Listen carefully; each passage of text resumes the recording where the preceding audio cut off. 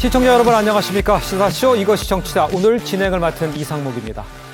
성남FC 후원금 의혹과 관련해서 이재명 민주당 대표의 검찰 소환 조사가 하루 앞으로 다가온 가운데 정치권엔 지금 긴장감이 감돌고 있습니다. 현직 제1야당 대표의 검찰 출석이란 이 사상 초유의 상황을 맞아서 여야 공방은 더욱 격화되고 있는 상황입니다. 자, 이런 가운데 국회의원 회관에 전시될 예정이었던 이 정치 풍자 작품이 개막 직전 국회 사무처에 의해서 철거가 됐습니다. 반복되는 정치 풍자 전시의 논란 등 정치권 이슈 전문가들과 함께 지금 바로 짚어보도록 하겠습니다. 인사 나누겠습니다. 안녕하십니까? 네, 안녕하세요.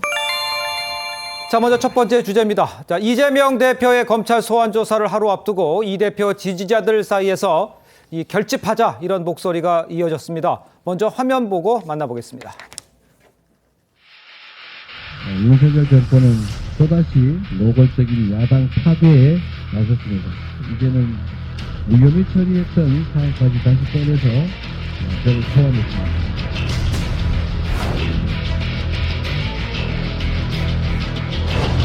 이재명 대표가 내일 검찰에 출두합니다. 민주당 지도부를 모두 이끌고 나가서 위세를 과시한다고 합니다. 자발적으로 가실 의원님들은 당연히 가시지 않겠어요? 지도부도 마찬가지로요? 이재명은 죽지 않습니다.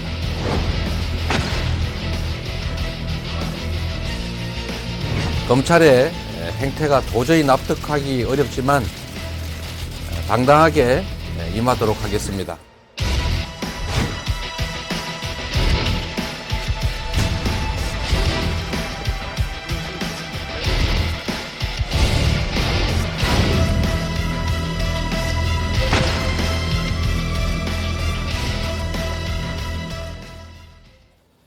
자, 이재명 대표는 내일 검찰 포털라인에 설 예정입니다. 먼저 어떤 메시지를 내놓을지 최병목 위원께서 좀 예상을 좀 해주실까요? 그렇죠. 아마 새로운 내용은 없을 겁니다. 그러니까 성남FC 후원금 의혹과 관련한 그 소환 요구이기 때문에 지금까지 이재명 대표가 이 문제와 관련해서 그 주장했던 내용은 크게 얘기하면 딱 두 가지입니다. 하나는 경찰에서 무혐의 처분했던 것을 지금 검찰에서 다시 수사했다. 그렇기 때문에 정치 탄압 내지는 정치 보복이다 하는 시각이 하나 있고 그다음에 또 하나는 기업 유치 활동의 일환이었지 이게 제3자 뇌물죄가 성립하지 않는다라는 요 두 가지 포인트로 주장을 할 것으로 보이고 내일도 포털라인에 서서 아마 이런 요지의 그 얘기를 계속 할 것으로 보입니다. 그러니까 결국은 이제 그 본인 지지자들 그 내일 아마 상당히 많이 모일 걸로 예상이 되는데 그러니까요. 그 앞에서 이제 본인은 그 죄가 없다 뭐 이런 얘기를 지금 말씀드린 그 두 가지의 관점에서 얘기를 할 것이다. 근데 이 두 가지의 관점이 굉장히 논란이 많은 얘기고 검찰은 뭐 이 제3자 뇌물죄 입증에 대해서 굉장히 자신감을 가지고 있거든요. 그러니까요. 그러니까 내일 아마 이재명 대표가 이제 성남지청에 출두를 해서 검찰의 질문에 어떤 식으로 답변할 것이냐. 아마 검찰 질문에 대한 답변도 이거 비슷할 텐데. 그렇겠죠. 그럴 경우에 이제 검찰이 어떤 선택을 할 것이냐. 이것만 남은 것 아닌가 싶습니다. 알겠습니다. 자, 이런 상황인데 이재명 대표는 오는 12일입니다. 신년 기자회견도 지금 앞두고 있습니다.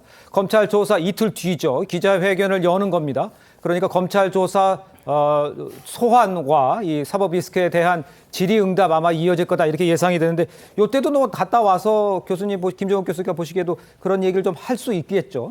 제가 볼 때는 뭐 검찰에 나갈 때나 나온 다음에 신년 기자회견에서 좀 유사한 얘기를 할 것 같습니다. 말씀하신 것처럼 일관되게 얘기한 부분들은 무죄라는 얘기를 계속했었고요. 이 성남 FC 문제 관련해서는 기본적으로 시 예산으로 운영되는 시 산하 조직이기 때문에 개인적으로 예를 들면 본인 이익을 얻을 것이 전혀 없다라는 내용 하나하고 이게 후원금이 아니라 광고비다라고 하는 사례가 있고 또 다른 어떤 지자체에서 지원하는 내용 같은 경우도 유사한 내용들이 많이 있기 때문에 이 내용은 별 문제가 없다라는 측면 하나하고 말씀하신 것처럼 검찰이 과도한 수사를 진행하고 있다. 70명이 넘는 검사, 그다음에 200여 회가 넘는 압수수색, 그다음에 계속적인 피의사실 공표를 통해서 소위 유죄인 것이냐 정황들을 계속 검찰이 흘러내고 있기 때문에 일종의 정치 탄압이다라고 하는 입장들을 개진하면서 이런 정치 탄압에 맞서서 결연하게 싸우겠다. 뭐 그러니 소위 지지층들, 지지자들에게 이 부분과 관련해서 좀 결연히 맞서달라 이런 얘기를 할 거라는 생각이 드는 것이고요. 또 한 측은 이 문제도 중요합니다만 좀 제발 좀 부탁인데 이 민생 문제에 좀 여야가 좀 주력하자라고 하는 부분들과 관련해서 새로운 역제안을 하지 않을까 이렇게 생각을 합니다. 알겠습니다. 자, 이런 가운데 이제 이재명 대표 지난 주말이었습니다. 공식 일정 없이 변호인단과 함께 이 검찰의 예상 질문을 추린 것으로 지금 전해져 있죠. 검찰은 내일 이재명 대표를 불러서 어떤 것들을 먼저 묻게 되고 이 현장 상황을 좀 예측을 좀 해보시죠. 일단 내일 소환되는 그 의혹은 성남FC 의혹입니다. 그렇죠. 잘 아시다시피 제3자 뇌물죄 의혹인데요. 제3자 뇌물죄는 부정한 청탁과 대가성이라는 까다로운 쟁점이 있기는 합니다. 즉 그러니까 그 기업들이 부정한 청탁이라는 민원을 해결해주는 대가로 성남FC에 후원금을 내게 했다. 이런 것을 검찰이 입증을 해야 되는 것인데요. 그렇죠. 일단 이재명 대표 측의 일관된 입장은 이 성남FC가 후원금을 받은 것은 후원금이 아니라 정당한 광고 계약에 따른 광고였다는 것입니다. 결국 부정한 청탁이 있었거나 대가성이 있었던 사실이 없었기 때문에 광고 계약에 의한 합당한 광고였으므로 제3자 뇌물죄가 성립할 수 없다라는 이제 방어 논리인 것인데요. 내일은 아마 검찰 쪽에서 부정한 청탁이 있었다는 것 그리고 대가성이 있었다는 것을 입증하기 위해서 이재명 대표 측이 또는 이재명 대표가 그 사실을 알고 있었는지 여부를 가지고 굉장히 상당히 강한 압박을 하면서 조사를 할 것으로 예상이 됩니다. 그러나 또 이재명 대표 측에서도 일관된 입장들이 있기 때문에요. 이 부분에 대해서 거의 창과 방패 수준으로 서로 이제 질문을 하면 그거에 대해 방어하고 이런 과정들이 좀 지속적으로 그리고 긴 시간 동안 조사가 이루어질 것으로 예상이 됩니다. 알겠습니다. 지금 언급해 주셨지만 지금 제3자 뇌물죄에 대해서도 지금 여야의 의견이 갈리고 있는 상황이죠. 자, 이런 가운데 이제 검찰 소환을 하루 앞둔 이재명 대표 오늘 윤석열 정부를 향해서 뻔뻔하고 대책 없고 기가 막히다. 그래서 번데기 정권이다. 이렇게 맹 비판을 했습니다. 직접 들어보겠습니다. 시중에 이런 얘기가 있다고 합니다. 좀 듣기가 민망할지 모르겠는데 이 정권이 번데기 정권 같다. 뻔뻔하고 대책 없고 기가 막히다. 내로남불 뻔뻔해져서는 안 됩니다. 그리고 경제, 안보 모든 면에서 정말 대책이 없습니다. 국민이 기가 막혀 한다는 사실을 잊지 마시기 바랍니다. 부당하게 출석하신다고 하셨는데 저희 좀 어떤 입장 좀 밝히실까요? 입장을 밝히실 거죠? 대변인한테 설명을 드리시고. 자, 일단 이재명 대표는 오늘 자신의 이 사법 리스크 관련은 일절 언급하지 않았습니다.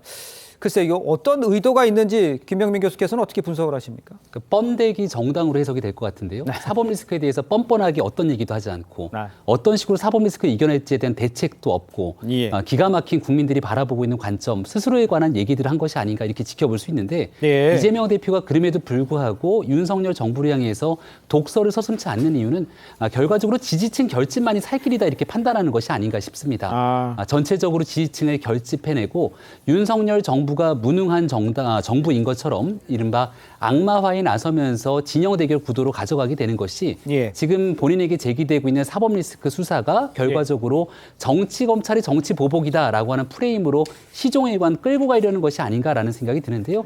법적인 최종적인 판단은 이런 정치 논리가 아니라 증거에 따라서 결국 법적 판단들이 나오지 않겠습니까?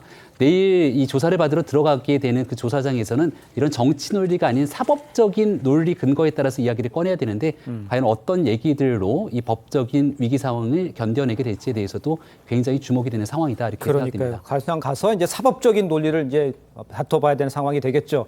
이제 반면 이런 상황에서 민주당 지도부는 이재명은 죽지 않는다. 국민이 다시 촛불을 들 것이다. 이렇게 말하면서 아주 강경한 입장을 보이고 있는 상황입니다. 직접 들어보도록 하겠습니다. 내일 이재명 제1야당 당대표가 검찰에 출석합니다. 이재명은 죽지 않습니다. 많은 자유인들이 들고 일어날 것입니다. 국민들은 다시 촛불을 들 것입니다. 국민과 정권이 싸우면 반드시 국민이 이깁니다. 윤석열 대통령도 이 사실을 잘 알고 있을 것입니다. 어느 누가 후임이 되어도 윤석열 대통령 자신도 공정한 수사의 대상이 될 것이라는 사실을 말입니다. 이재명 대표와 야당에 대한 탄압은 고스란히 부메랑이 될 것임을 엄중히 경고합니다. 자, 배 변호사님, 지금 상황을 보면 전체적으로 내일 장외투쟁을 언급하는 이런 상황까지도 벌어지고 있는데 이걸 어떻게 이해를 해야 됩니까? 그러니까 일반 국민들께서는 참 이해가 안 되실 것 같아요. 본인이 그 억울한 일을 당했을 때, 그러니까 누군가가 나를 모함해서 어떤 수사기관에 허위로 고소나 고발을 했을 때 일반 시민들은 어쩔 수 없이 그 검찰청이나 경찰청에 조사를 받으러 가야 합니다. 예. 그리고 나서 모든 절차가 끝났을 때 그에 대한 해결 방안으로 바로 무고죄라는 그 형벌로 다시 그 허위 고소를 한 사람에 대한 법적인 책임을 묻는데요. 예. 그런데 비해서 이재명 지금 당대표는 본인이 받은 수사 자체가 야당 탄압이다 이렇게 주장을 하면서 수사 자체에 대해서 거부를 하고 있습니다. 예. 과연 이것을 국민들이 받아들일 수 있을 것인가 하는 점은 많은 여론조사에서도 나왔지만 좀 그 야당과 일반 국민 간에 좀 차이가 있는 것으로 보이는데요. 예. 일단 지금 이 제3자 뇌물과 관련해서 공무원의 이 행정행위가 어떤 매수의 대상이 되면 안 되기 때문에 우리 형법에 특별하게 규정을 해 놓은 겁니다. 네네. 그래서 지금 광고비 자체를 집행했기 때문에 아무런 이익이 없고 또 그 이익이 다 성남 시민에게 돌아갔기 때문에 큰 문제가 없다라고 말씀을 하시지만은 네. 홍준표 대구시장께서도 이 얘기를 하셨더라고요. 예. 본인은 검사를 해봤고 네. 또 이재명 지금 당대표는 변호사만 해봐서 약간의 차이가 있는 것 같다. 내가 했을 때는 가장 핵심이 바로 민원을 들어주느냐 마느냐였다. 그렇기 때문에 내가 거기에도 그 FC가 있지 않았습니까? 예. 모든 기업들이 후원을 했을 때 그 자리에서 기자들에게 공언한 것이 예. 내가 여기에 후원하는 그 업체들을 민원을 들어주지 않겠다. 앞으로 절대 안 들어준다라고 공언을 한 바가 있었다는 겁니다. 바로 그 지점에서 지금 이재명 당시 성남 그 시장과는 좀 차이가 있다는 것이죠. 바로 예. 검찰은 그 부분을 들여다보고 있는 겁니다. 예. 그래서 이 과연 당시에 그 기업들이 후원금을 일회성으로 했느냐 안 했느냐 바로 이게 검찰이 들여다보는 핵심인데요. 만약에 그것이 진정한 광고고 후원이었다면은 네네. 계속해서 지속이 돼야 되는데 지금 이 부분은 현안 이후에 없었기 때문에 아마 예. 그 부분에 있어서 이제 검찰이 집중적으로 해결을 할 것이고 예. 이 부분은 민주당이 단순히 야당 탄압이라고 끌고 가기 어려운 것이 지금 예. 야당 대표 시절에 있던 일이 아니라 과거 성남시장의 그 행적을 가지고 법적인 평가를 사후에 하는 것이기 때문에 예. 그리고 민주당과 일반 국민들의 그 시선 차이는 분명히 존재한다 이렇게 말씀드릴 수 있겠습니다. 장현주 변호사님께 이제 반론을 좀 요청을 드려야 될 게 지금 말씀해 주신 것 중에서 후원이 일회성으로 이루어진 것이기 때문에 그 민원이 적용되지 않은 것이다. 이런 얘기에 대해서 어떻게 반박하실 수가 있겠습니까? 일단 그 부분과 관련해서는 아마 이제 조사를 통해서 좀 더 드러날 것으로 보이는데요. 일단 네. 핵심은 그 기업에 대해서 민원을 들어준 것과 그다음에 그 성남 FC가 받았다라고 하는 그 광고비사의 대가성 여부입니다. 그 두 네. 가지를 연결해 내야 될 텐데요. 예. 지금 말씀해 주신 것처럼 뭐 일회성이었는지 또는 민원을 들어뒀는지 선후 여부 이런 부분들을 가지고 이제 검찰에서는 결국에 성남 FC가 받은 것이 제3자 뇌물이다라고 판단을 하는 것으로 보입니다. 네네. 하지만 이재명 대표 측에서는 전혀 그것이 사실이 아니고 사실 그 민원을 들어준 것은 그 용도 뭐 변경이라든지 이런 부분은 다 합법적으로 절차에 따라 이루어진 것이고 광고 계약을 별도로 해서 광고비를 받은 것이기 때문에 이 두 가지를 연결할 연결고리가 없다라는 것이 이재명 대표 측의 입장이기 때문에요. 예. 검찰이 일단 이번 조사를 통해서 이재명 대표의 연루되거나 뭐 이런 가능성을 얼마만큼 밝혀냈을 수 있을지 여부 예. 그 부분을 좀 더 살펴봐야겠습니다. 최병민 의원, 그런데 그 지금 나와 있는 증거 자료 중에서는 그거를 문서로 낸 것도 있고 또 구속이 돼 있는 상태이기 때문에 어느 정도 검찰 쪽에서는 자신감을 가지고 있는 상황은 아닌가요? 예를 들어서 그 관련 기업이 6개잖아요. 네네. 6개 중에 이제 두산건설의 경우는 전 대표하고 그다음에 성남시의 팀장 한 사람이 구속이 돼 있습니다. 그렇습니다. 그렇기 때문에 그때 두산건설에서 아예 공문을 보냈다는 거 아니겠어요? 네. 경찰이 무혐의 처분할 때는 압수수색을 실시하지 않았기 때문에 예. 그 공문을 발견하지 못했는데 검찰이 재수사할 때 그 공문을 발견했다는 겁니다. 그 네네. 공문 내용이 예. 사실은 이만저만해서 민원을 들어주면 후원금을 내겠다 이런 요지라고 하거든요. 그렇다면 그 공문은 사실상의 뭐 제3자 뇌물죄 자백 인정하는 거나 거의 마찬가지 효과를 보고 있다는 게 이제 법조계 일반적인 해석이기 때문에 아마 그런 내용을 가지고 예. 이제 이재명 대표에 대해서 이재명 대표가 당시 성남 FC 구단주였으니까 그렇죠. 이재명 대표에 대해서 이런저런 이제 질문을 할 텐데 네네. 말씀하신 대로 이재명 대표는 그 부분을 부인하겠죠? 그렇겠죠. 그거와 이거는 별개다라고 얘기를 하겠지만 사실상 2015년에 성남FC의 대표를 한 사람이 있습니다. 이 사람 진술도 사실은 성남FC에 대해서는 이재명 시장한테 갔더니 정진상 실장하고 모든 걸 얘기해라. 네. 이렇게 지시를 받았다는 거 아니겠습니까? 그래서 이 모든 거는 이재명 당시 성남시장을 대리해서 정진상 실장이 그 뭐 추진하고 집행했단 말이죠. 네네. 그럼 정진상 실장의 지시가 곧 이재명 성남시장의 지시나 마찬가지였다. 이렇게 본다면 결국은 그 민원 해결 이거에 대한 증거를 검찰이 얼마나 많이 가지고 있느냐는 건데 제가 보기에 두산건설은 이미 가지고 있고요. 그다음에 이제 뭐 네이버나 이런 쪽도 검찰이 계속해서 수사를 벌였기 때문에 아마 상당한 증거를 이재명 대표 앞에 검찰이 제시할 것으로 보입니다. 알겠습니다. 김종욱 교수님. 뭐 제가 볼 때는 이 정도의 상당한 증거라면 저는 아무리 문재인 정부라고 하더라도 3년 7개월 동안 경찰에서 수사를 한 거 아니겠습니까? 어떤 느슨하게 했건 아니면 뭐 세게 했건 상관없이 거기서 예를 들어 무혐의 종결했던 사건이었는데 다시 나온 측면이 있잖아요. 말씀하신 계속 증거가 있다고 말씀하시는데 예를 들면 그런 겁니다. 그 성남 FC 지원 조례에 따르면 제 3조에 그런 게 있어요. 성남시장은 성남 FC가 안정적으로 운영될 수 있도록 각급 기관, 단체, 기업들에게 지원을 권장하는 노력을 해야 한다. 그 노력을 하는 측면들이 분명히 들어가 있는 거예요. 그다음에 또 하나가 뭐냐면 계속 예를 들면 성남 FC에만 광고가 많이 갔다고 얘기하는데 두산에서 3년간 58억이 갔잖아요. 근데 두산건설이 대구 FC에다가 2년간 50억 원. STX 조선이 경남 FC에 5년간 200억 원.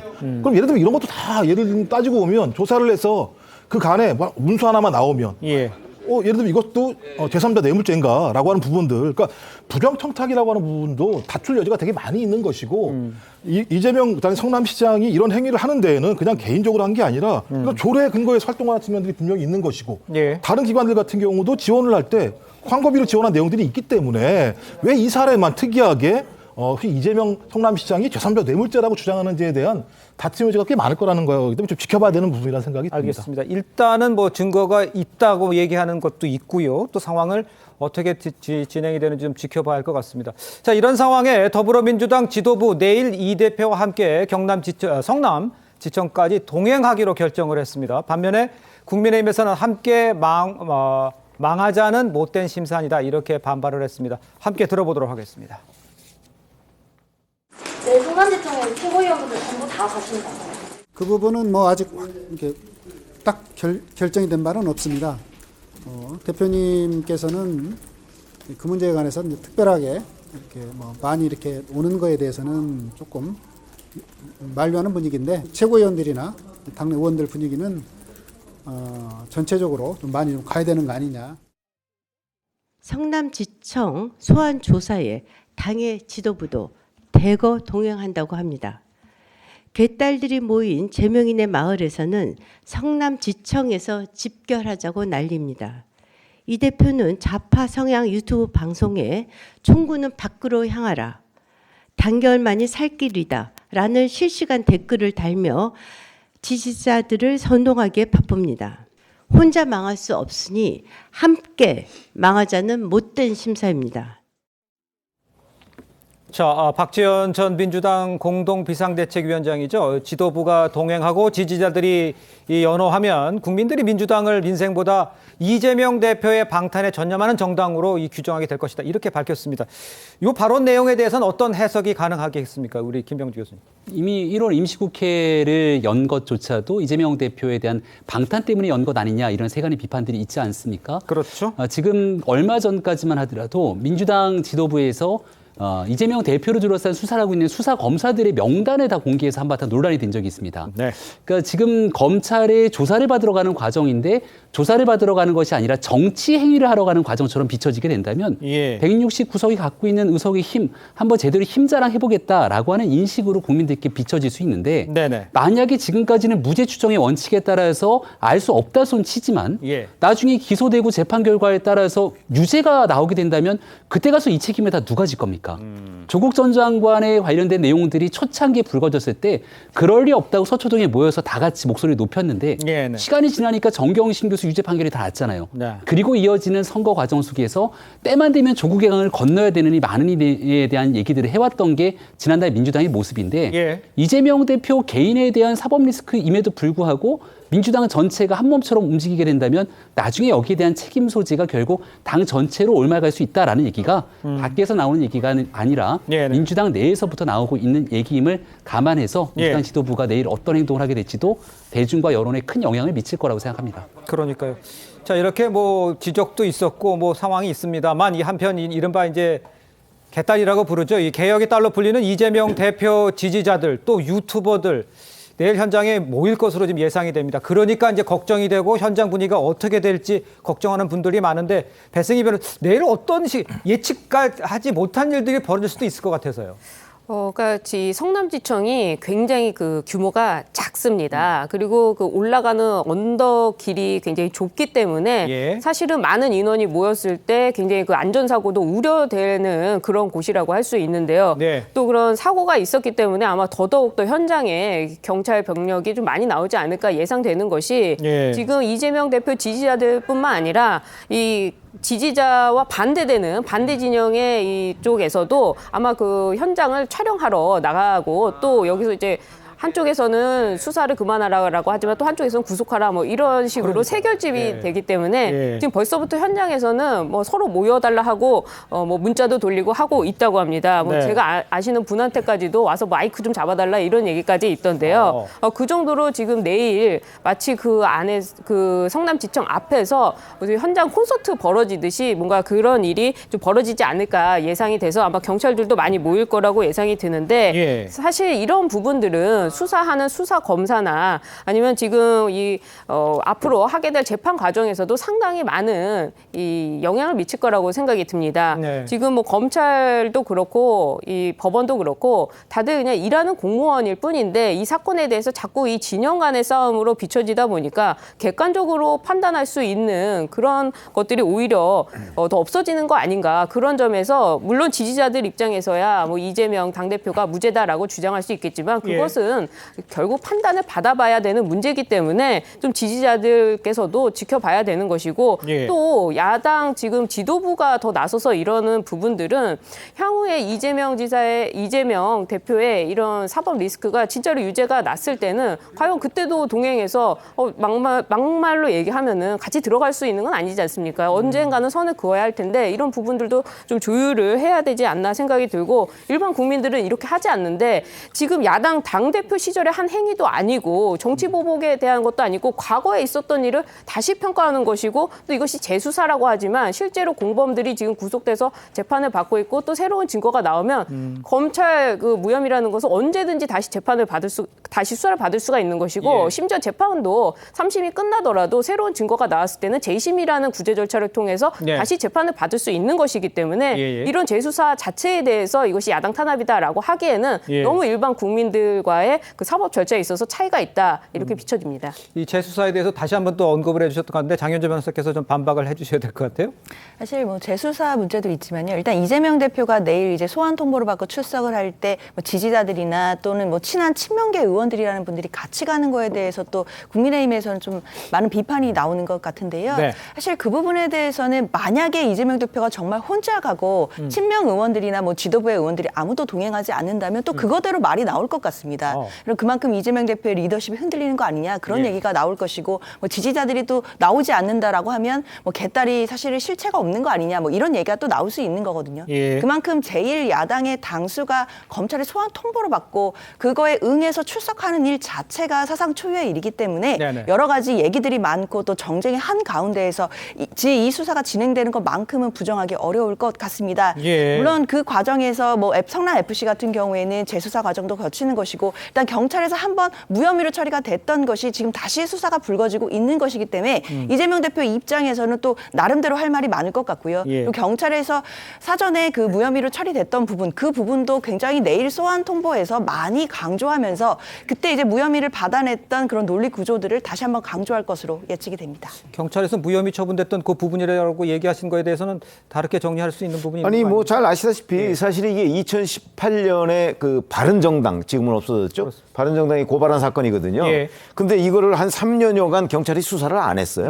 안 하고 있다가 이재명 대표가 이제 민주당의 대선 후보가 확실시되는 그러니까 재작년 9월에 그때 돌연 무혐의 처분했어요. 왜냐하면 6월에 사실은 이재명 대표를 소환 조사하려고 하다가 소환 조사도 안 하고 그냥 서면 조사로 그쳤거든요. 그리고 이재명 대표가 그 당시는 집권당 아닙니까 민주당이. 그렇죠. 집권당의 그 대선 후보가 될 것이 확실시되니까 그냥 무혐의 처분해버렸단 말이죠. 그러니까 사실상 수사를 안 했다. 이게 오히려 객관적인 사실에 가까워요. 그러니까 지금 이제 이재명 대표 쪽에서는 오랜 기간 수사를 했다고 하는데 그 내용을 들여다보면 사실상 경찰이 수사를 안 했다는 거죠. 네네네. 그러니까 그런 부분을 가지고 더군다나 압수수색도 없었어요. 근데 검찰이 재수사하면서 압수수색을 해보니까 두산건설이 공문을 보낸 사실까지도 드러났단 말이죠. 예. 그러니까 이제 이런 부분에 관해서 검찰은 자신 있다 이렇게 얘기를 하는 거고요. 예. 이재명 대표 내일 뭐 검찰에 가서 그런 부분이 뭐가 잘못됐는지 이렇게 반박을 할 텐데 예. 글쎄요 그 반박이 얼마나 그 검찰을 설득시킬 수 있을 것인가. 저는 뭐 매우 부정적으로 봅니다. 네, 알겠습니다. 김종욱 교수에게는 이런 걸 여쭤볼게요. 아까도 배승희 변호사도 2번씩이나 언급을 했습니다만 이게 이제 그 본인이 때 대표 있을 때 있는 일이 아니고 과거에 2014년이었나요? 그러니까 그 개인 비리에 관한 것이다. 그런데 굳이 이렇게 개인 비리가 개인적으로 나가서 할 수 있는 것인데 굳이 이렇게 당수에 위치해서 다 같이 모여서 단열 대우를 이어야 되는 게 맞느냐 이런 지적에 대해서는 어떤 생각을 갖고 계속 그렇게 말씀을 하시는데 예. 그렇게 말씀하시면 1,600만 표를 주는 국민들은 뭐죠? 이 사실을 모르고 했나요?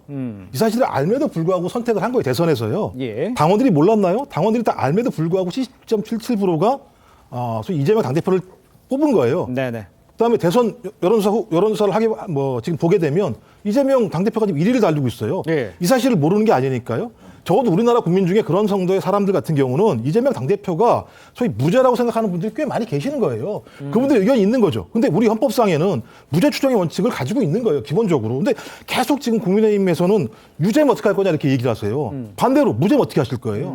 검찰들 아무런 예를 들면 책임지지 않습니다. 지금까지 검찰이 수사해가지고 다 유죄가 된 게 아니잖아요. 네네. 무죄이면 책임 안 집니다. 근데 계속 무죄 추정 국가에서 유죄면 어떻게 할 거냐고 얘기해요. 그러면 또 사례를 드는 게 조국 전 장관 부인도 유죄였지 않느냐.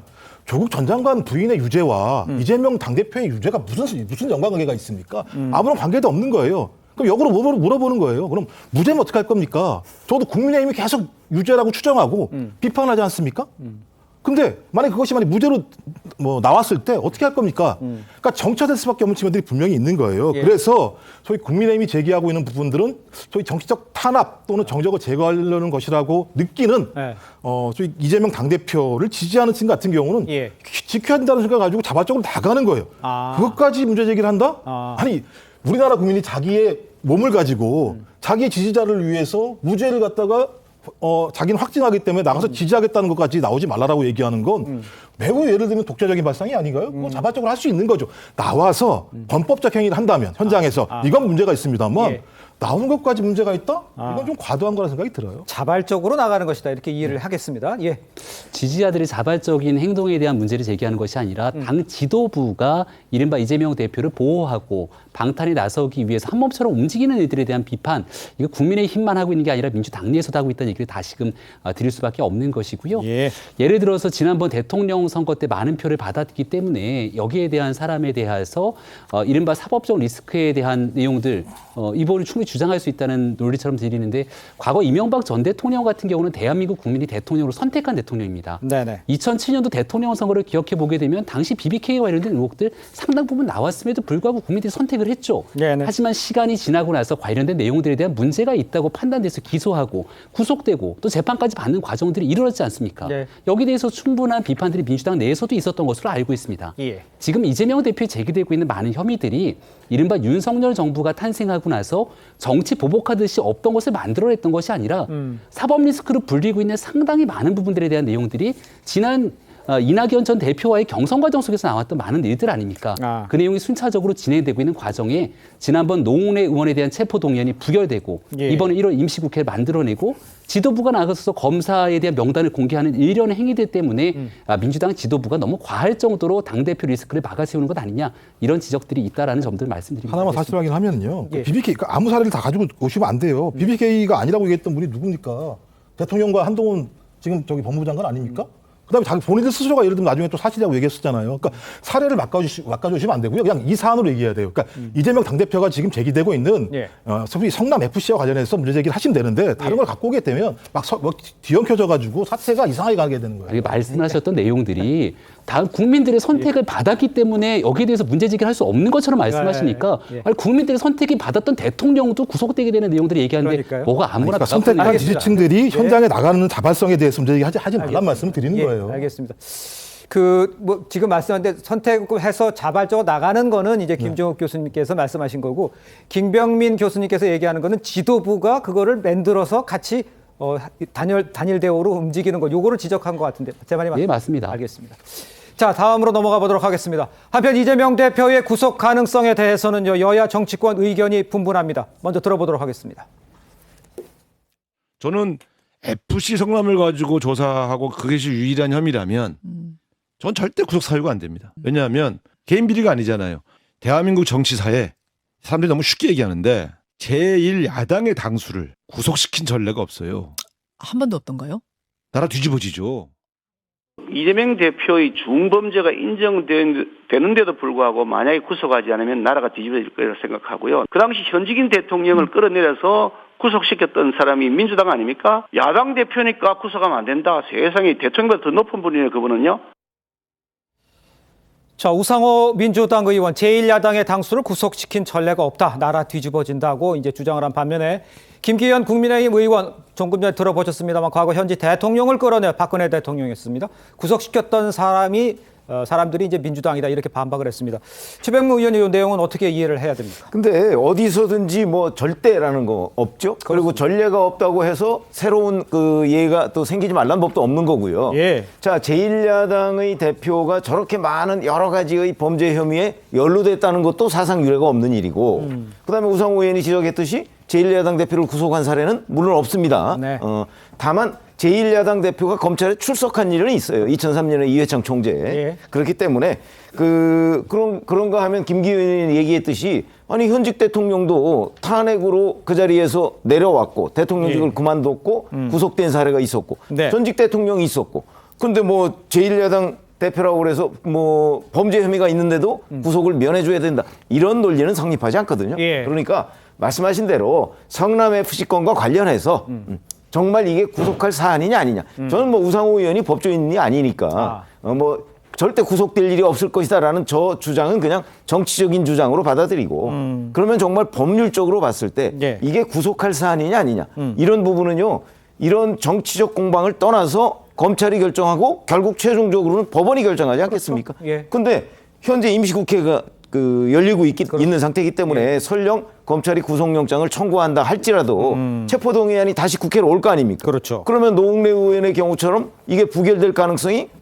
뭐 거의 100%거든요. 그렇죠. 이렇기 때문에 이제 그걸 놓고 검찰이 구속영장을 청구할 것인가 말 것인가, 네. 뭐 이런 부분은 아마 고민이 될 텐데, 네. 어쨌든 간에 그런 과정은 지금 지켜보고 있어야 되는 거지, 우리가 뭘 어떻게 단정할 수는 없는 거죠. 그렇습니다.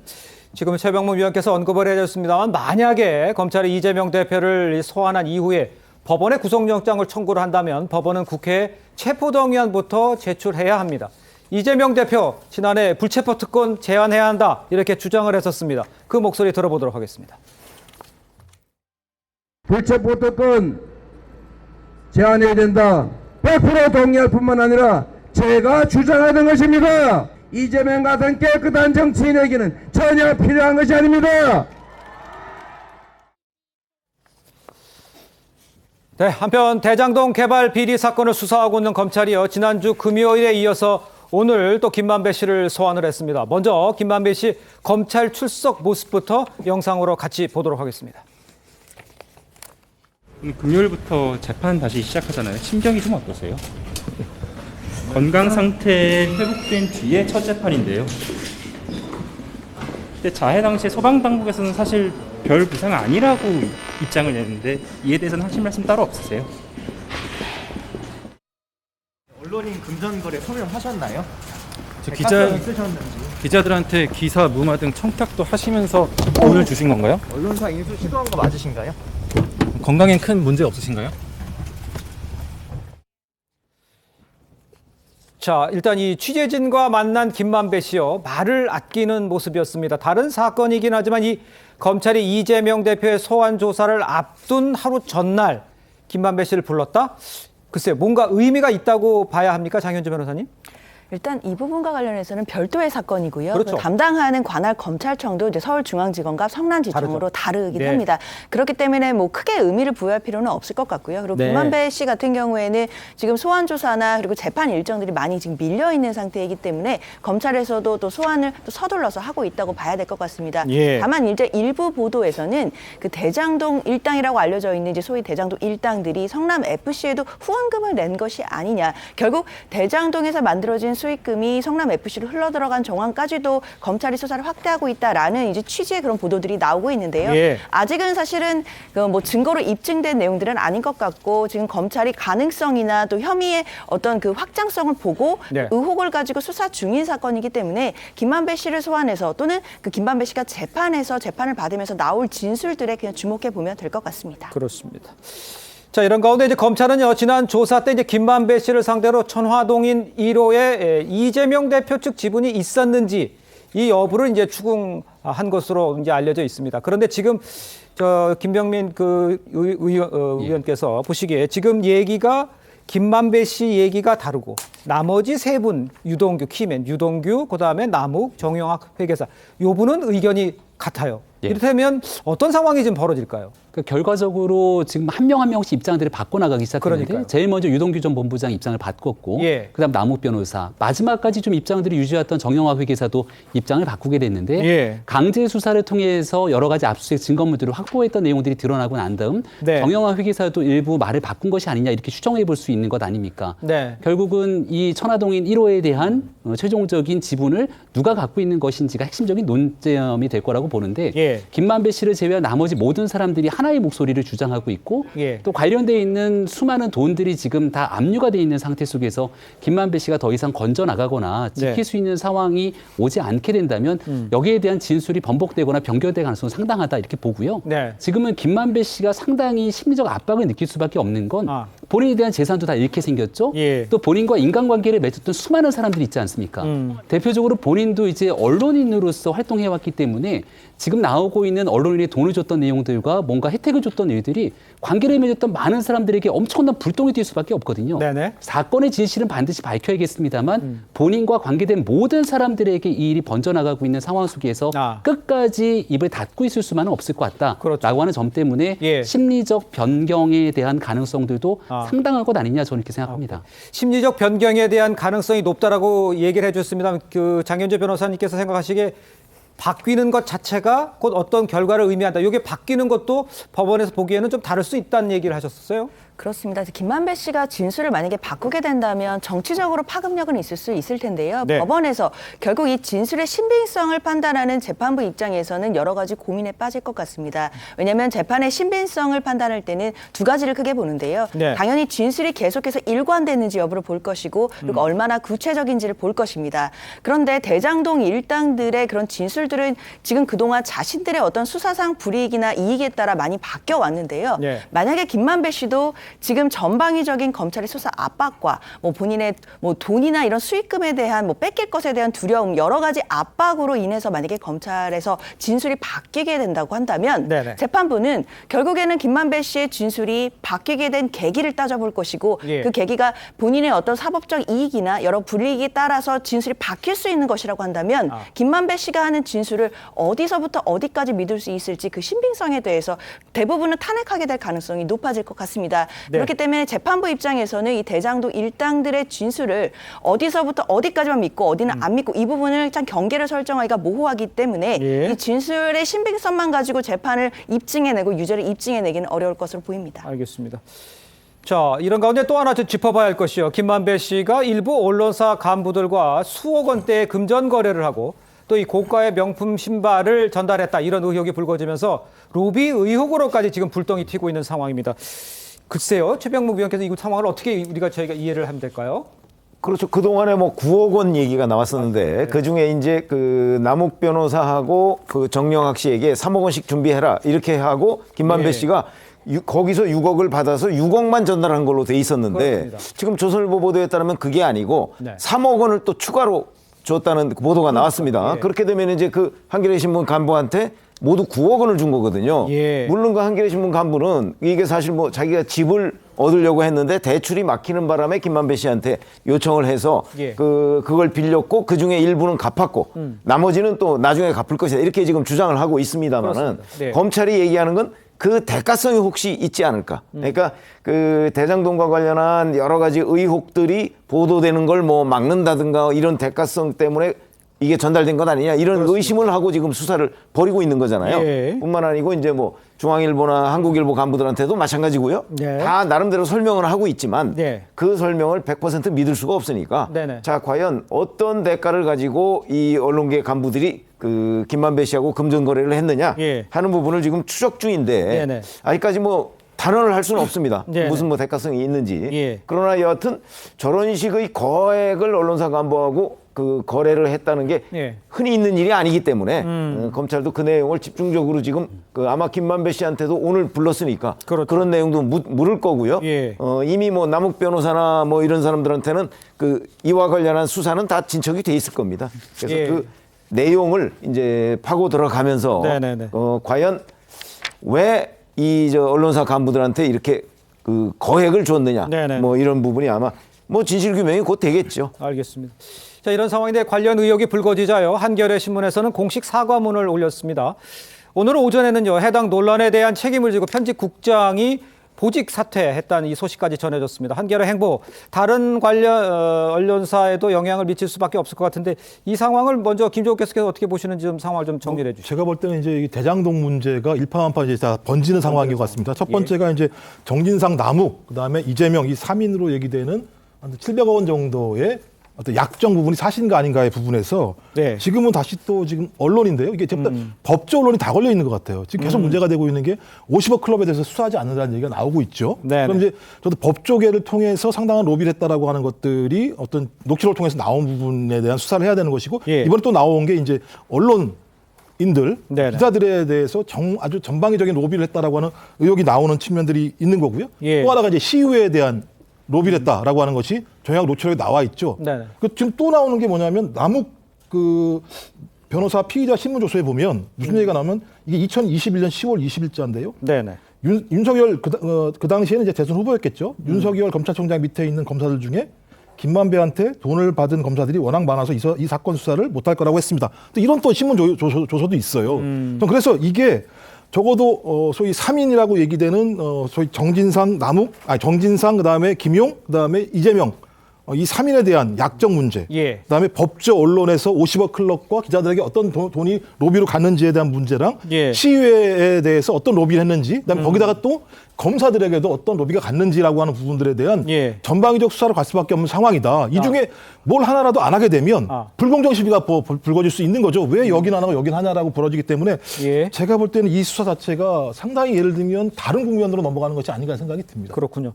지금 말씀해 주신 대로 이제 언론사에 대한 로비 의혹도 있고요. 또 다른 것도 있습니다만 또 뭐 골프 접대 이야기도 있어요. 그런데 이제 나온 것이 이런 가운데 김만배 씨가 언론사 인수를 시도를 했다. 이런 정황이 좀 드러났다. 이런 이야기까지 나왔습니다.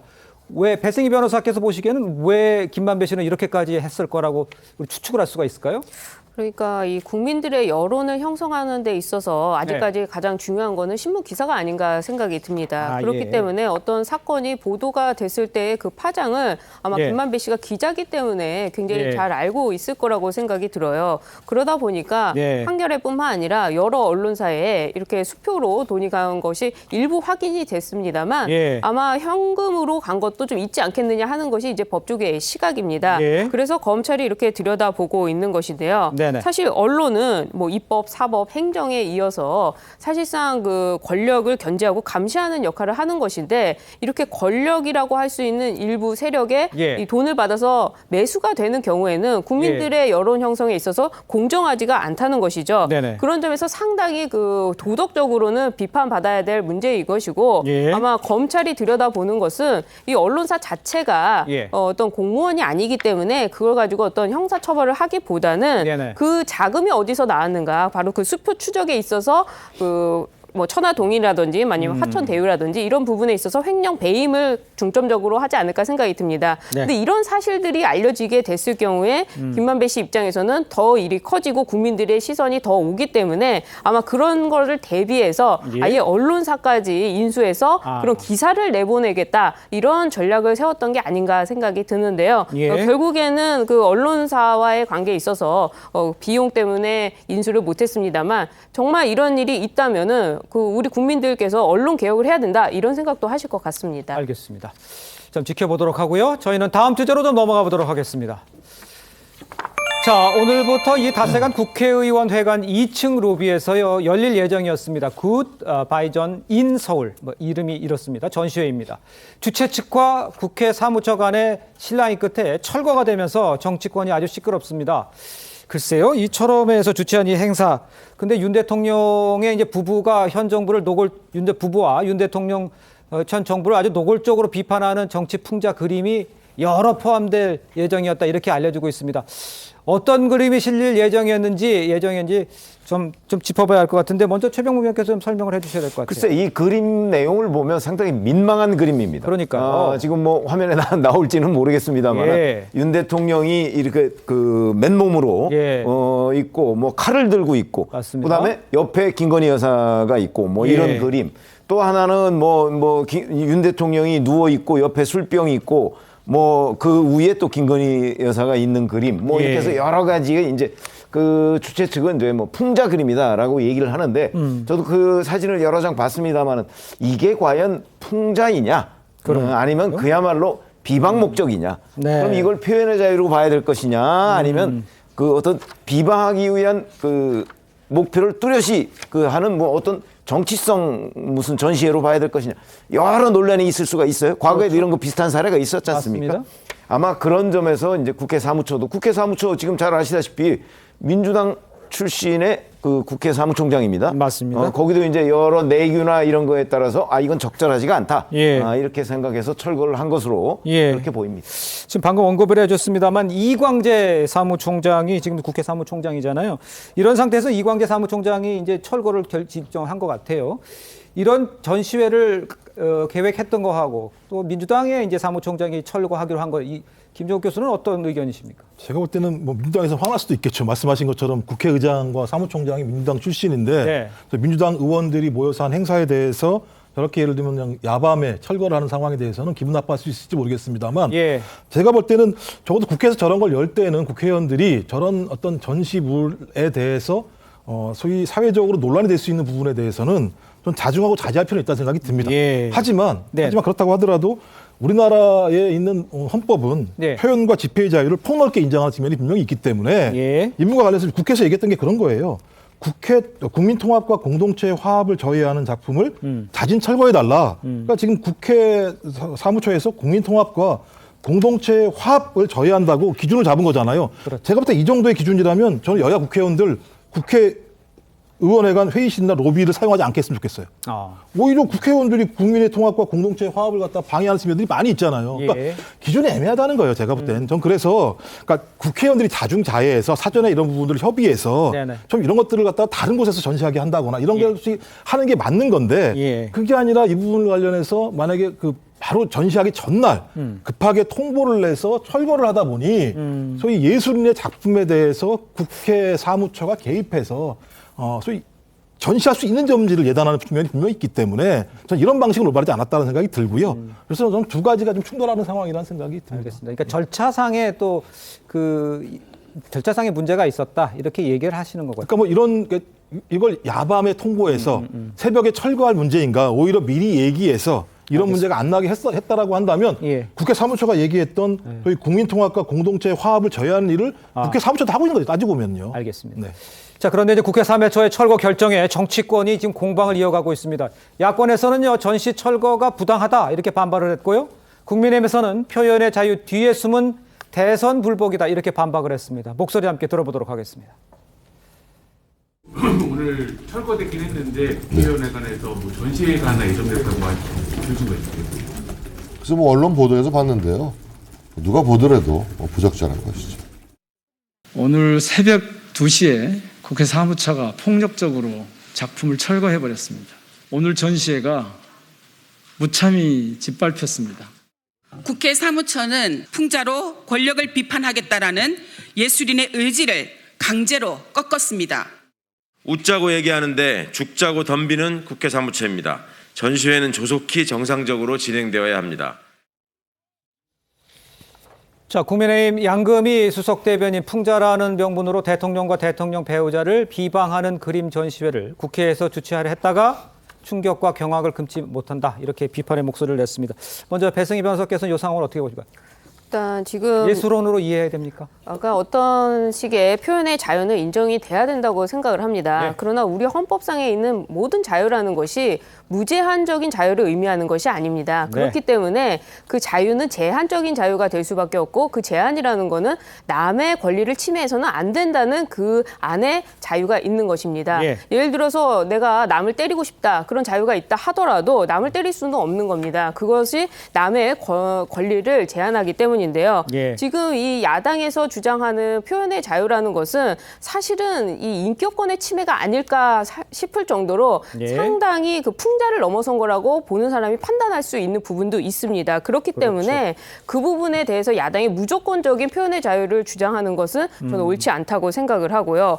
만약에 이 그림을 바꿔서 그 그림 안에 똑같은 그림 안에 문재인 전 대통령이나 김정숙 여사가 들어갔다고 했을 경우에 많은 지지자분들도 똑같이 생각을 하실 것 같아요. 아, 이건 좀 너무한 거 아니냐 이렇게 반대로 생각할 수 있는 경우라면 이 부분에 있어서 국회의원들 특히 야당 국회의원들이 나서서 표현의 자유를 운운하는 것은 저는 좀 맞지 않다고 생각이 들고요. 이것이 국회 안에서 이루어지는 이 현상에 대해서도 좀 문제가 있다고 생각을 합니다. 만약에 이것이 정말 표현의 자유가 있고 집회의 자유가 있다면 이것은 야당 국회의원들이 하는 것이 아니라 그들이 정말 그 국회를 벗어나서 국회의원들과 상관없이 자발적으로 이루어지는 그런 표현의 자유와 그 집회를 하는 것이지 여기 국회에서 한다는 것은 국회의원들은 국민의 이 권리를 받아서 사실은 수행하는 업무자인데 이런 분들이 상대를 조롱하고 비난하고 풍자하는 그런 그림을 두고 표현의 자유라고 얘기하는 부분은 반대편에서 100% 동의할 수 없기 때문에 이 부분은 좀 문제가 있다고 좀 생각이 듭니다. 알겠습니다. 자, 이런 가운데 시청자 여러분 아마 기억을 하실 수 있을 겁니다. 현직 대통령이 풍자한 이 국회 전시회 논란 이번이 처음이 아닙니다. 박근혜 정부 때 2017년에는요. 전시회 주최자가 표창원 당시 더불어민주당 의원이었는데 박근혜 대통령의 나체 풍자 그림 이 더러운 잠을 전시하면서 논란이 됐었습니다. 관련 영상 보고 이야기를 이어가도록 해보겠습니다.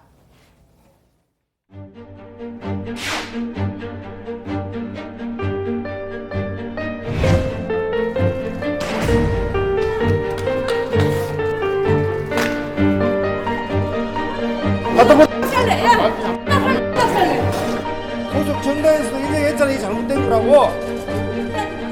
그런데 왜 계속 그 그림을 그려놨는 거야? 이거는 맹백한 성희롱입니다. 제가 수치심을 느낄 정도면 여성들은 오죽하겠습니까?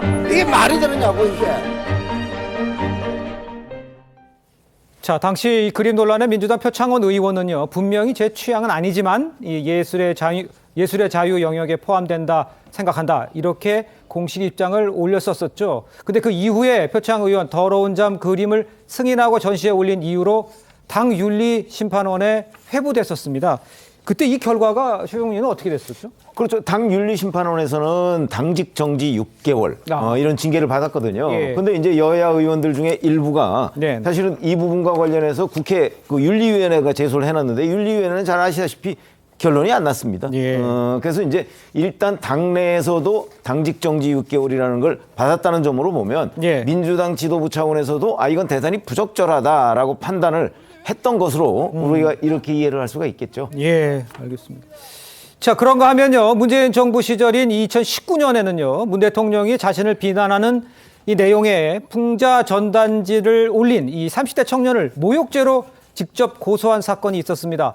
자, 요것도 최병문 의원에게 요 사실을 좀 설명을 좀 그렇죠. 이게 2019년의 일인데요. 국회 그 분수대 있습니다. 그 광장에 그 분수대 주변에서 이제 그 30대 청년이 문재인 전 대통령, 당시 문재인 대통령이죠. 그렇죠. 대통령을 비방하는 그 유인물을 뿌렸어요. 근데 그 유인물이라는 게 문재인 대통령 사진하고 그다음에 영화에 나온 무슨 악역을 담당하는 그 얼굴하고를 이렇게 합성한 사진 뭐 이런 것들이 전면에 있고 지금 저기에 나오는 거는 뭐 친일 뭐 이런 얘기, 예, 다른 이제 거죠. 친일의 예. 뭐 후예 뭐 이런 것들을 이제 그 뒷면에 또 표시하고요. 예. 근데 이제 거기에 보면 뭐 북조선의 뭐 이렇게 해서 또 문재인 대통령을 비방하는 표현도 있고, 이런 부분에 관해서 문 대통령이 그 이 30대 청년을 고소를 했었어요. 그렇죠. 예. 그런데 이제 그 취하하지 않고 있다가 2년 뒤에 취하한 적이 있었죠. 예.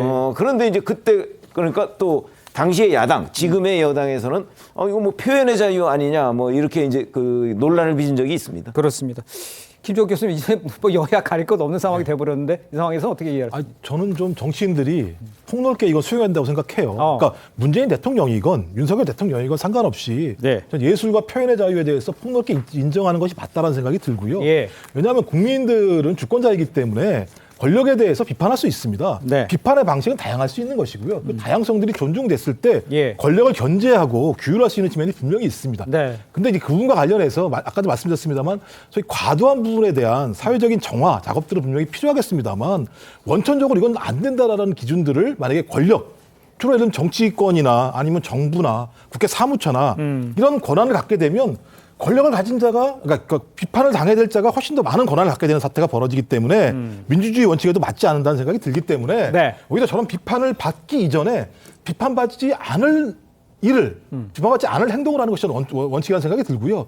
좀 포괄적으로 진보 보수를 떠나서 국민들의 비판권에 대해서는 폭넓게 인정했으면 좋겠다 이런 생각을 합니다. 예, 알겠습니다. 표현의 자유도 중요한데요. 그 표현의 자유가 혐오로 이어지지 않는 게 제일 중요하다 저는 이렇게 생각합니다. 최근에 있었던 이런의 정치 행동과 현황들을 보게 되면 있지도 않은 가짜 뉴스들을 퍼뜨리게 되면서 오히려 극단적인 혐오 발언으로 이어지게 되는 내용들, 이게 이제 표현의 자유라고는 폭넓은 범위에 들어가서는 안 된다 이런 생각을 갖고 있는데요. 지난번 대통령 선거를 한번 기억해 보십시오. 선거 때도 일반 벽 담벼락에다가 그림을 그리기 시작합니다. 여기 대해서 상대 후보에 대해서 내가 싫어하는 사람에 대한 비난, 그리고 비난을 넘어서는 혐오 발언이 있게 되니까 자연스럽게 또 다른 공간에서는 또 다른 후보를 비판하게 되고 비난하게 되는 그런 벽화들이 계속 연이어서 나타나게 되죠. 국민들 입장에서는 결코 좋은 방식으로 사회통합의 그런 모습으로 나타나지는 않게 되는데, 이게 그 당시에도 김건희 여사에 대해서 이른바 가짜뉴스에 기댄 줄리 등에 대한 내용들을 끄집어내면서 여성 혐오에 대한 벽화로 귀결되게 되니까 민주당의 정치인까지 나서서 이런 방식은 적합하지 않다고 이야기를 꺼냈던 적이 있습니다. 오늘 국회의원회관에 전시하려고 했던 내용들 하나하나 찬찬히 살펴보게 되면 결과적으로 혐오에 기인하고 또 여성 혐오로까지 나아갈 수 있는 많은 내용들, 정치적 표현의 자유를 넘어설 수 있는 부분들이 있게 되는데 이게 한쪽 방면에서 진행이 되게 되면 당연히 반대되는 진영에서는 또 더 과격한 혐오 발언을 표현의 자유라고 하는 진영 내에서 이뤄지게 되는 것 아닙니까? 이런 일들을 대한민국의 국회의원들이 스스로 자진해서 주체해서 나갔던 모습 자체가 충격이라고 생각하고요. 정치인들이 국민의 갈등을 정화하지는 못할 망정 국민의 혐오, 이런 갈등, 진영 논리에 오히려 더 불을 지르게 되는 행동들에 대해서는 결코 국민들로부터 박수받지 못한다 말씀드립니다. 알겠습니다. 자, 한편 지난 8일이었습니다. 이른바 이제 청담동 술자리 의혹 가짜 뉴스를 전파하는 유튜브 채널의 댓글창에 이재명 대표의 공식 계정이 깜짝 등장을 했습니다. 이래서 논란이 됐죠. 이 대표의 이름을 한 이 해당 계정, 너무 늦은 시간입니다. 반갑다라고 하면서 모두 한번 같이 해주세요. 총구는 바깥으로. 이런 글을 올렸습니다. 최병무 위원께서 이 상황을 좀 어떻게 저희가 이해를 하면 좋겠습니까? 우선 이게 공식 계정이고요. 저기 보시면 아시겠지만 이재명 대표의 사진이 있습니다. 그러네요. 그러니까 누군가가 만약에 이재명 대표 그 계정을 도용을 해서 저기다 올렸다고 한다면 그거는 이제 이재명 대표하고 무관할 수도 있겠죠. 그렇겠죠. 그러나 지금 저 기사를 쓴 사람이 이재명 대표 쪽에 뭐 문의를 했는데 답변을 받지 못했다 이렇게 돼 있습니다. 거기에 보면 이렇게 돼 있습니다. 이게 라이브 방송인데 거기에서 모두 같이 해주세요. 총구는 밖으로라고 하니까 아마 이제 뭐 일종의 뭐 진영 결집 뭐 이런 거를 이제 요구하고 있는 것으로 보이고요. 그다음에 뭐 격려의 의미로 슈퍼챗 한 번씩 쏴 주십시다 뭐 이렇게 이제 하는 걸로 그치는데 저게 뭐 이재명 대표 일 개연성이 높기는 하지만 그렇다고 확인된 건 아니다 현재까지 이렇게 말씀을 드리겠습니다. 확인된 건 아니라고 그랬지만 내용적으로 이제 장윤재 변호사께서 이렇게까지 뭐 달고 있다, 총구를 바깥으로 이러면 의지는 좀 전달이 됐다라고 봐야 되는 겁니까?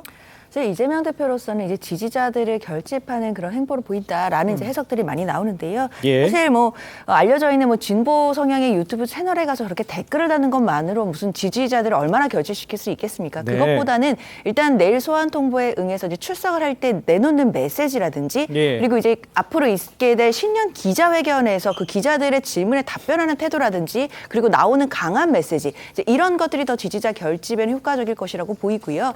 이재명 대표가 원래부터 SNS나 뭐 유튜브나 이런 쪽으로 좀 유능하고 잘하고 좀 자식에 익숙하다 뭐 이런 부분들이 장점으로 평가되는 분이기 때문에 본인의 SNS 활동이나 뭐 여러 가지 활동 중에 하나 일환이었다라고 봐야 될 것 같습니다. 알겠습니다. 자, 한편 청담동 술자리 의혹을 처음 제기했던 유튜브 채널이죠. 더탐사의 강진구 대표요. 지난 7일 광주 전남 촛불 행동이 주최한 행사에 나와서 윤석열 퇴진, 김건희 특검 이렇게 참석한 가운데서 얘기를 했습니다. 강 대표는 여전히요 청담동 술자리 의혹에 대해서 아직 진상 규명이 끝나지 않았다 이렇게 주장을 하고 있는 상황입니다. 과거 목소리 먼저 들어보도록 하겠습니다. 청담동 게이트의 진상은 아직 확인이 되지 않았습니다. 이 진상을 정확하게 확인하고 국민적인 의혹을 가라앉히기 위해서는 당사자인 한동훈 법무장관이 직접 그날의 알리바이를 제시를 하는 것이 더 이상 소모적인 논쟁을 하지 않고 종식할 수 있는 방법이 아닌가. 자, 김종 교수님은 저 발언을 어떻게 이해를 하십니까? 그러니까 제가 이 평론 때문에 가끔 더 탐사의 방송을 볼 수밖에 없습니다. 내용을 알아야 뭐 얘기를 할 수 있는 내용들이니까요. 근데 쭉 보게 되면 여전히 강진구 기자를 비롯한 더 탐사 측에서는 경찰에서 수사 종결해서 무죄로 결정을 하지 않는 한 저는 아마 경찰에서 이렇게 얘기를 한다고 하더라도 계속 여전히 청담동 술자리가 있다라고 믿는 생각들이 더 강한 것 같아요. 그렇기 때문에 자기들은 언론이기 때문에 계속 더 많이 규명해서 이것이 사실인 것을 확증하려고 하는 어떤 편향들이 분명히 있는 것 같고요. 그걸 위해서 여기저기 지금 소위 그 언론에서 뭐 탐문도 하고 사람을 만나서 진행을 하는 것 같습니다. 저는 그래서 이 문제는 뭐 아무리 얘기한다고 하더라도 이렇게 얘기가 나오고 있으니 첼리스트가 아니라고 얘기하니 이렇게 얘기해도 저는 해결될 문제는 아니라는 생각이 들어요. 저는 그래서 이 부분은 아마도 경찰이 수사를 종결하는 순간 아마 더 탐사에서 이 문제와 관련해서 입장을 정확히 밝힐 것 같습니다. 저는 그때도 제가 볼 때는 경찰의 수사에 뭐랄까 신빙성을 믿을 수 없다라고 얘기할 가능성이 되게 높기 때문에요. 이 부분은 계속 제가 볼 때는 갈등적인 요인으로 그리고 또 제가 볼 때는 소위 보수적인 언론의 먹잇감으로 활용이 되지 않을까 생각이 들기도 합니다. 예를 들면 먹잇감은 되지만 결론은 안 난다 이렇게 경찰이 해서 아니요 경찰이 최종적으로 결정을 하게 되면 그건 경찰이 결정한 소위 무죄 그러니까 아무 사실이 아닌 걸로 종결되겠죠. 하지만 그걸 제가 볼 때는 끝까지 믿지 않을 거라는 거죠. 더 탐사 측에서는. 잠깐만요. 저희가 이제 반론을 들어보도록 하겠는데 앞서서 술자리에 있었다고 이 최초 폭로한 첼리스트 여성이요. 이 경찰 조사 때 모든 사실을 부인한 뒤에 일관되게 김의겸 의원과 더 탐사 측에 대해서 반박 입장을 내놨었습니다. 이 이야기를 다시 한번 들어보도록 하겠습니다.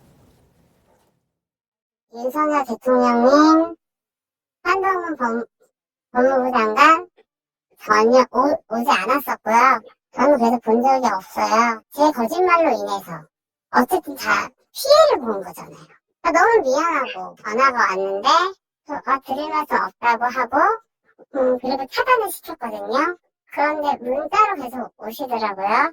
신빙성이 1%도 없다. 그런 식으로 얘기했죠. 뭐 제가 자기네들 듣고 싶은 거 계속 듣고 싶은 거고 꼭 제가 뭔가 위험해서 무서워서 말을 못하는 것처럼 다 짜집기하고 편집하고 앞뒤가 없어요. 김의겸 의원이 물론 직사적으로 발언을 해서 그런 일이 벌어졌죠. 팩트체크 안 됐는데 그걸 가지고 얘기한다는 거는 정말 자격이 없다고 생각했어요. 모든 국민들이 다 보고 있는 데인데. 현장에 있는 사람과 또 증거들이 다 이야기를 하고 있는데 지금도 아직도 진상규명 작업이 끝나지 않았다. 이걸 어떻게 이해해야 됩니까? 배승희 변호사님. 그러니까 우리가 어떤 주장을 할 때 그 주장에 맞는 어떤 그 입증을 하기 위해서는 본인이 증거를 제출을 하죠. 그게 민사 소송에서도 기본이고 형사 소송에서도 사실 기본입니다. 검찰이 유죄 주장을 하기 때문에 검찰이 유죄의 증거를 내는 겁니다. 마찬가지입니다. 이번에 더 탐사라는 곳에서 이런 술자리에 주장을 한다면 그에 상응하는 증거를 하나라도 내놨어야 되는데 지금 증거라고 할 수 있는 이 증언자의 증언을 보면 전혀 사실이 아니라는 점에서 더 탐사가 이야기하는 부분들은 이 국민들이 판단하실 때 가짜구나 이렇게 판단하실 수가 있다고 생각이 드는데요. 그럼에도 불구하고 그 우리 여론조사에서도 나왔는데 많은 분들이 그러니까 더 탐사를 지지하거나 혹은 이쪽 성향에 있는 분들이 그것이 설사 사실이 아니다 하더라도 사실로 믿는다는 것입니다.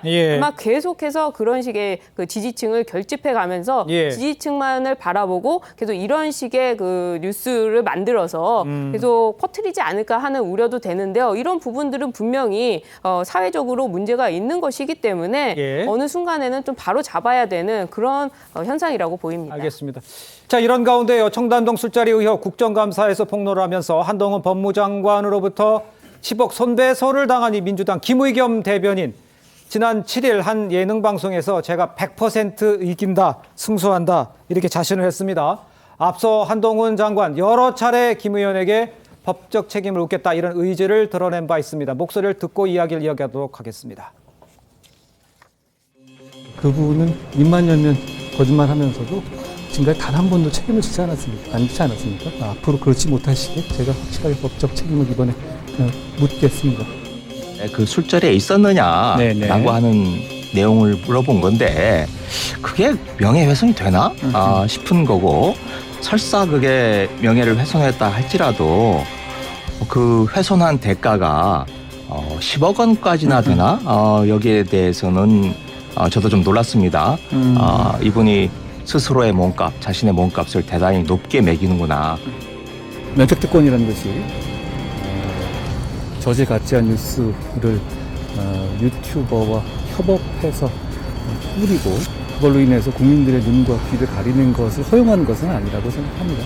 다시는 그러면 안 된다는 분명한 선례를 남기는 것이 공익에 부합하는 거라고 저는 생각합니다.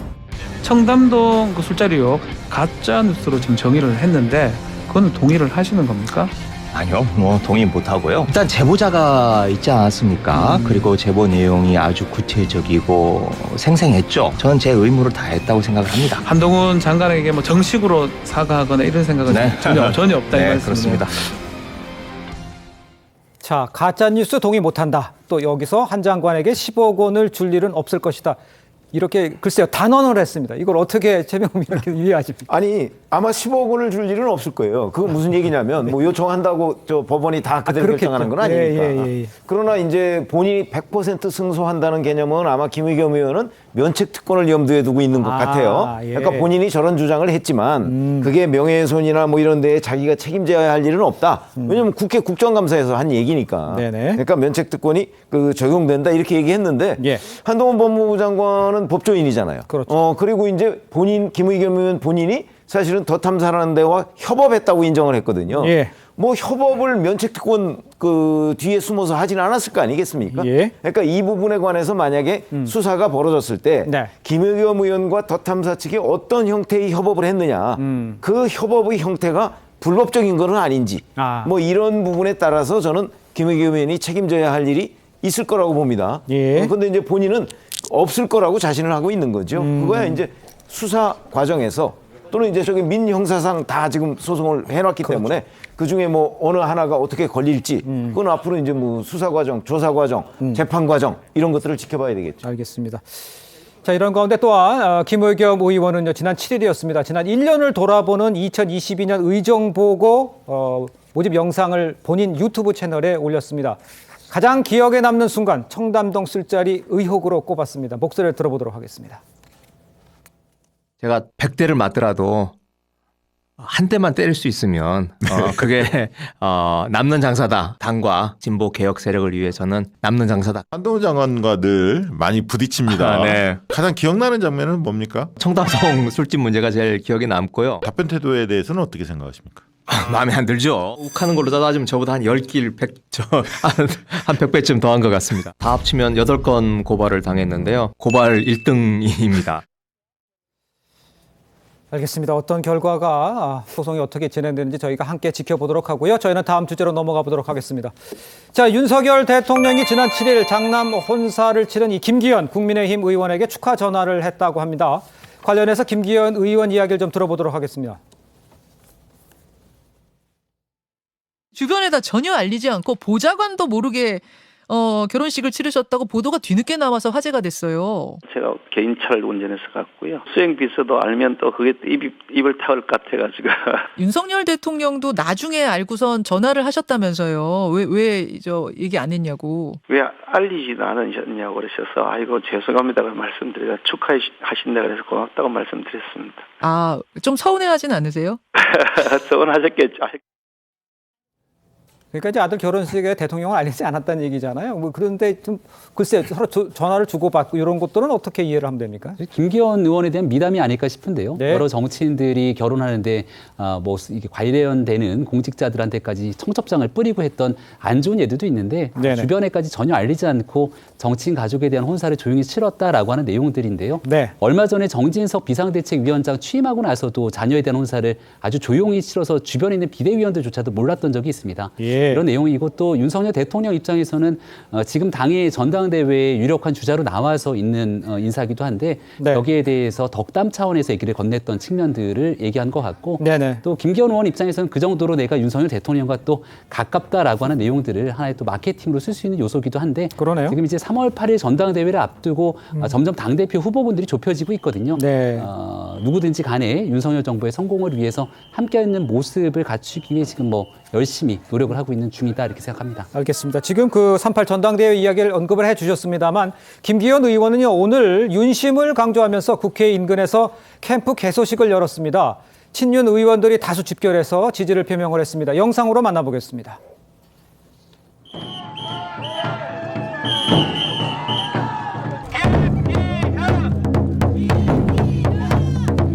제가 원내대표 하면서 어려운 시기 잘 당을 이끌어서 대통령 선거인 거 여러분 아시죠? 검증된 리더십으로 한번 내년 총선도 제가 한번 지휘해서 멋지게 압승을 할까 싶은데 여러분 그래도 괜찮겠습니까? 뭐 제가 오늘 현장에 같은 사람 이름을 다 언급하기는 좀 그렇습니다만 배승희 변호사께서 전체적으로 봤을 때 세를 과시하는 모양새다 이런 판단은 적당합니까? 어떻습니까? 이미 뭐 김기현 의원에 대해서는 뭐 장제원 의원도 힘을 실어주고 있고 하기 때문에 네. 아마도 이 친윤이라고 하시는 그 사실은 뭐 국민의힘에 친윤이 아닌 사람이 있다는 게 좀 이상한 거죠 어떻게 보면은. 네. 그런데 그곳에 굉장히 많은 분들이 개소식에 참석을 했습니다. 또 당원 입장에서는 예. 정말 윤심이 있는 거 아니냐 그리고 그 전 지도부에 대한 어떤 반면 교사라고 해야 될까요? 대통령과의 사이에서 불협화음이 있을 때 당이 어떻게 되는지 또 대통령의 국정 운영이 어떻게 되는지 너무나도 그 절실하게 봐오셨기 때문에 아마 당원 입장에서는 대통령과 함께 할 수 있는 그런 분에게 이 당심이 좀 쏠리는 것 같습니다. 그러다 보니까 이 상당히 김기현 의원 이 개소식에 많은 분들이 좀 모이신 것 같고요. 또 이 모일 수밖에 없는 게 차기 이제 당대표가 되시면은 상당히 많은 권력이 몰리지 않습니까? 그러다 보니까 또 눈도장 찍고 싶으신 분들도 상당히 많이 오지 않았나 생각이 듭니다. 예, 알겠습니다. 자, 그런데 이제 오늘 출마를 선언한 안철수 의원의 모습도 함께 좀 봐야 할 것 같습니다. 좀 보여주시죠. 김장연대라고 들어보셨죠? 예. 뭐 3월 되면 쉴 텐데요. 텃밭연대 아니겠습니까? 그러다 보니까 사실은 저는 그게 어떤 정치적인 의미를 두고 있지는 않습니다.